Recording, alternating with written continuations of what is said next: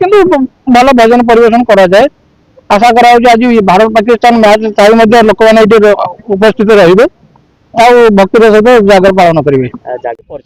मो ना हूँ चित्तरंजन मिश्र मु भास्करेश्वर मंदिर कमिटी जड़े सदस्य। ओम श्री श्री भास्करेश्वराय नमः। प्रभु श्री भास्करेश्वर महिमा बहुत पौराणिक अनुसार प्रभु श्री भास्करेश्वर होती महाप्रभु लिंगराज मामू। प्रत्येक वर्ष माघ सप्तमी एठिक महाप्रभु लिंगराज आसी भोग खाई जाती। सहित ये महाप्रभु लिंगराज अशोकाष्टमी जो रुक्णा रथ तैयारी करा जाए सेटा ये मंदिर मापरे नहीं तैयारी कराए। तेणु ये भास्करेश्वर महादेव महिमा अनेक अनेक भक्त पूर्व दिन राति आसी एठारे महादीप जालुचंदी और पूरा दिन राति जालिकी जाउचंदी। आज प्रातः 5:30 रु आमर मंगल आरती आरंभ होता।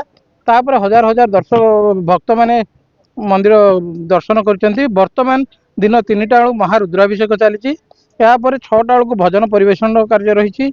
राति 10:10 आमर महादीप उठिबो। तापर 10 पाखापाखि 10,000 भक्त मानक एठारे अन्नप्रसाद होइछि। प्लस जो ता सहित जो मैंने पूरा उपवास काष्ठा रोचंती चूड़ाचार भी व्यवस्था कर। तेणु आम सब भक्त मान अनुरोध करूँ जागर दीप जालतु आमको सहयोग कर शांति श्रृंखलार सहित रक्षा करूँ। सुरक्षा ये सीसीटीवी व्यवस्था कर बरगड़ पुलिस भाई मान बहुत धन्यवाद। सी बहुत मात्रा अच्छा आम भलेंटियर पाखापाखि 70 ରୁ 80 भलेंटियर ये कार्यक्रम प्रत्येक वर्ष सांस्कृतिक कार्यक्रम नुआ नुआ मेलोडी प्रोग्राम भजन समारोह हुए ए वर्ष जो सांस्कृतिक कार्यक्रम कोन को टीम आछे सांस्कृतिक कार्यक्रम भजन आमर प्रति वर्ष आसुचंती तो पर्टिकुलर ना ये नहीं किंतु भल भजन परिवेशन करा जाए। आशा करा आज भारत पाकिस्तान मैच ताई मध्य लोक मैंने उपस्थित रहिबे आउ भक्तिर सहित जागर पालन करेंगे। जागर केतेबेले जो महादीप राति 10:10 रे उठिबो जगतर कल्याण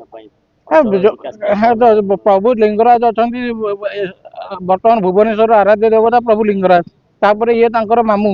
तेणु आम समस्त भक्त मान मंगल कामना कर जागर महोत्सव प्रभु समस्त निज आशीर्वाद रखु। यह आम भगवान निकट प्रार्थना। धन्यवाद।